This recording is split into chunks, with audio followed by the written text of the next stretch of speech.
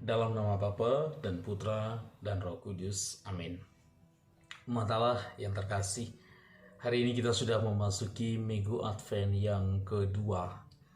Dalam Minggu Advent yang kedua ini, gereja memperkenalkan seorang tokoh kepada kita yang kita tahu bahwa dia senantiasa ditampilkan ketika tahun liturgi kita memasuki masa Advent. Ialah Yohanes Pembaptis. Yang kali ini Lukas 3 ayat 1 sampai 6 membantu kita untuk merefleksikan tentang ini semua. Memang harus ada orang yang mengingatkan. Memang harus ada orang yang mempersiapkan. Memang harus ada orang dalam rangka menyambut Yesus Kristus. Harus ada orang yang sungguh-sungguh mengajak orang lain untuk membuat persiapan yang cukup untuk menyambut kedatangan Mesias. Dan ialah Yohanes Pembaptis. Selama bertahun-tahun ia hidup seorang diri, berpuasa, berpantang, hidup sederhana, tinggal di padang gurun, bersahabat dengan komunitas Qumran. Dan tujuan kedatangannya ia tahu melalui wahyu Tuhan yang ada padanya, yaitu untuk mempersiapkan kedatangan Tuhan. Dan kali ini Yesus ditampilkan sebagai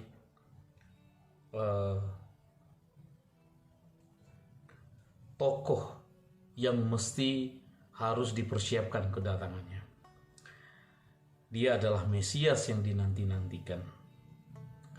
Maka pada saat itu datanglah Yohanes ke seluruh daerah Yordan dan menyerukan, "Bertobatlah dan berilah dirimu dibaptis, maka Allah akan mengampuni dosamu." Nah, tentu saja semua ini datang melalui pewahyuan Allah secara pribadi kepada Yohanes. Maka dalam ayat sebelumnya dikatakan, "Datanglah firman Allah kepada Yohanes anak Zakaria di padang gurun. Bertobatlah dan berilah dirimu dibaptis." Dan pada akhirnya memang Yohanes Pembaptis menyerukan pertama-tama supaya orang mempersiapkan diri dengan cara bertobat. Menarik sekali bahwa Yohanes mengutip dari kitab Nabi Yesaya bagaimana caranya mempersiapkan jalan Tuhan. Ia mengajak orang untuk bertobat. Analoginya ialah dia katakan begini, siapkan jalan bagi Tuhan, luruskan jalan baginya. Lembah-lembah harus ditimbun, gunung dan bukit harus menjadi rata, yang berliku-liku harus diluruskan, dan yang berlekuk-lekuk harus diratakan. Dan ketika kita melihat ini sebagai sebuah gerakan persiapan untuk menyambut kedatangan Tuhan Yesus, kita lalu menyadari bagaimana caranya kita meluruskan jalan. Bagaimana caranya kita menimbun lembah atau kemudian meratakan gunung atau bukit. Ini tentu adalah simbol-simbol mengenai bagaimana sikap hati manusia yang tentu saja belum pantas atau belum layak harus dipersiapkan untuk menyambut kedatangan Tuhan. Kita bisa lalu merenungkannya, merefleksikannya secara rohani, ya, bahwa jalan Tuhan harus diluruskan. Kehidupan yang tidak lurus, yang tidak jujur, ya, harus diperbaiki.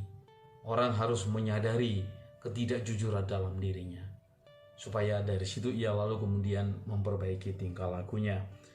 Setiap lembah akan ditimbun, ya, lembah keputusasaan, kerendah dirian. Ini harus tidak boleh ada ketika Tuhan Yesus datang.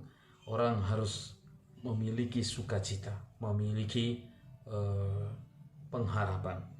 Gunung dan bukit simbol kesombongan, ya, ini juga harus direndahkan. Jadi lembah dan bukit ini kemudian menjadi rata. Tidak boleh ada orang yang sampai tenggelam dalam lembah keputusasaan, tetapi jangan juga sampai ada orang yang merasa sombong, ya, merasa tinggi hati. Ini semua harus diratakan. Artinya dari kita masing-masing diperlukan pertobatan dalam menyambut Tuhan. Tetapi kita lalu menyadari tugas ini tidak mudah, bahkan mustahil untuk kita lakukan sendiri. Toh pada akhirnya Yesuslah nanti yang akan membuat itu menjadi mudah. Yesuslah yang akan membuat manusia mampu dan dimampukan untuk meluruskan jalan yang bengkok, untuk menimbun lembah, dan juga untuk membuat rata gunung dan bukit, serta meluruskan jalan yang berliku-liku. Berkat kedatangan Tuhan Yesus, segala sesuatunya itu lalu menjadi mungkin. Nah, saudara-saudari yang terkasih, kita lalu menyadari bahwa Yohanes Pembaptis adalah nabi terbesar yang merasa dirinya merasakan dan yakin bahwa dirinya hanyalah sebuah suara. Suara itu lebih rendah dan itu mendahului firman yang jauh lebih tinggi. Yohanes Pembaptis sendiri sudah rendah hati.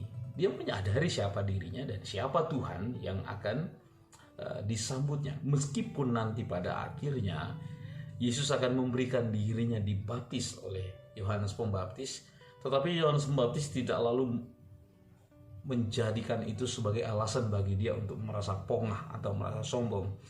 Justru ia dengan rendah hati berkata, "Akulah yang harusnya engkau baptis." Saudara, saudari terkasih, nampaknya salah satu hal yang dewasa ini, ya, semakin tergerus dari kehidupan kita ialah kerendahan hati. Dan yang semakin tampak mengemuka dalam kehidupan kita sehari-hari ialah kesombongan. Banyak orang yang secara sadar atau secara tidak sadar menyombongkan dirinya di hadapan orang lain. Media sosial menjadi salah satu sarana yang membuat itu menjadi mudah, menjadi semakin hari semakin bertumbuh. Tentu Anda dan saya, kita semua punya pengalaman bertemu atau berhadapan dengan orang-orang yang rendah hati, yang dari luar, dari penampilan biasa-biasa saja, tetapi ada sesuatu yang luar biasa yang ternyata ia lalu tampilkan melalui kemurahan hatinya. Saudara-saudari, pertanyaannya adalah, apa yang harus saya lakukan? Apa yang harus keluargaku lakukan? Apa yang harus komunitasku lakukan? Apa yang harus gerejaku lakukan? Apa yang harus stasiku lakukan untuk lalu menyiapkan kedatangan Tuhan? Apa yang harus saya perbaiki? Gunung atau bukit itukah? Atau lembah keputusasaan itukah? Kehidupan yang tidak jujur itukah?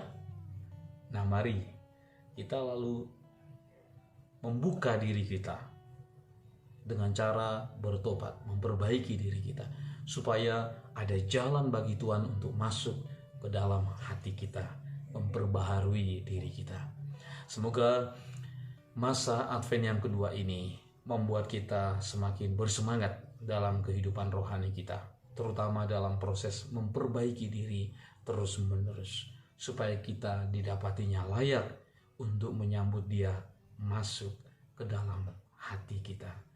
Tuhan Yesus memberkati, Bapa dan Putra dan Roh Kudus. Amin.